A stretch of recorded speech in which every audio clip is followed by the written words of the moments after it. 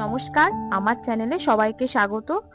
আজকে আবার আমি একটা নতুন রেসিপি নিয়ে এসেছি। সেটা হচ্ছে একটা ছোট্ট রেসিপি, মশলা দই লস্যি। তো মশলা দই লস্যি বানানোর জন্য আমি কি কি উপকরণ ব্যবহার করেছি আপনাদের দেখিয়ে দিই। প্রথমে আমি নিয়ে নিচ্ছি 100 গ্রাম মতো টক দই, আর নিয়ে নিচ্ছি এরকম চিনি গুঁড়ো করে, যেটা আমি আগে গ্রাইন্ডারে গুঁড়ো করে রেখেছি।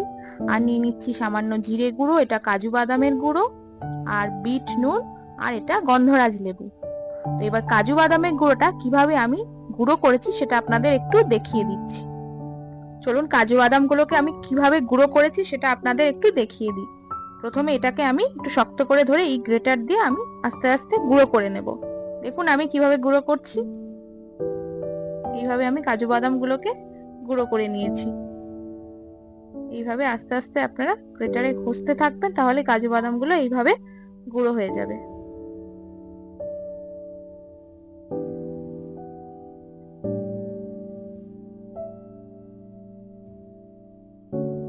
দেখুন এইভাবে আমি কাজু বাদামগুলোকে গুঁড়ো করে নিয়েছি। আমার কাজু বাদাম গুঁড়ো করা হয়ে গেছে। এবার আমি মিক্সার গ্রাইন্ডারে বাকি উপকরণগুলো মিশিয়ে লস্যিটা বানিয়ে নেব। প্রথমে আমি উপকরণগুলো মিশিয়ে দিচ্ছি। প্রথমে নিয়ে নিচ্ছি 100 গ্রাম মতো টক দই,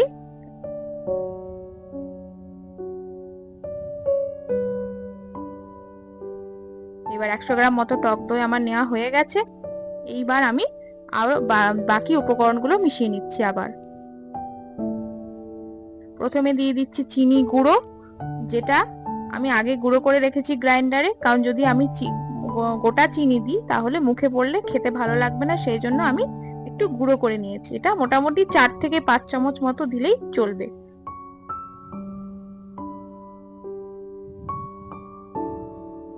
আমার চিনি গুঁড়ো মেশানো হয়ে গেছে। এবার আমি দিয়ে দেবো বাকি উপকরণগুলো। দিয়ে দিচ্ছি প্রথমে জিরে গুঁড়ো, তারপর দিয়ে দিচ্ছি বিট নুন খুব সামান্য,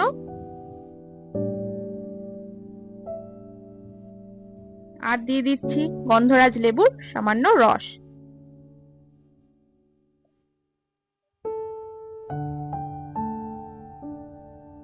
খুবই সামান্য রস।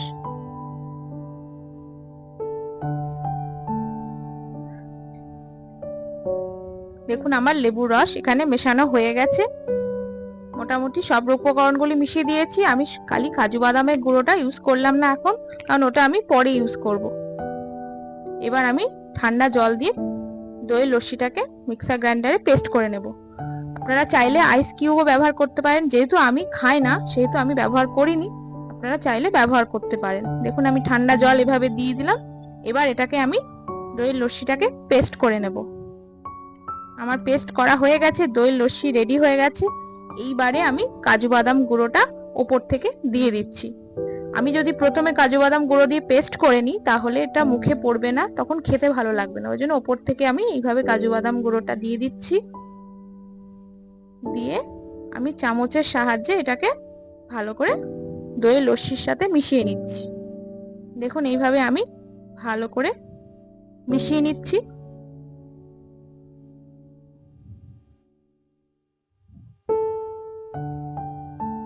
আমার মেশানো হয়ে গেছে।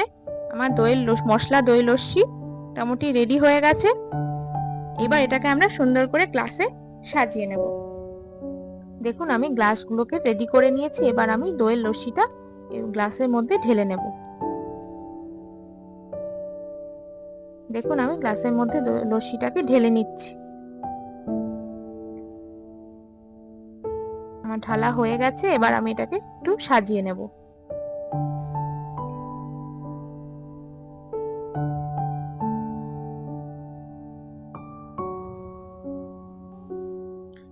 এবার আমরা ওপর থেকে একটা পুদিনা পাতা এভাবে দিয়ে দিচ্ছি, কারণ পুদিনা পাতাটা যদি আমি আগে পেস্ট করে নিতাম তাহলে একটা উগ্র গন্ধ বেরোবে, ওই জন্য আমি এরকম ভাবে ওপর থেকে দিয়ে দিচ্ছি। দেখুন, আর ওপর থেকে দিয়ে দিলাম সামান্য জিরে গুঁড়ো,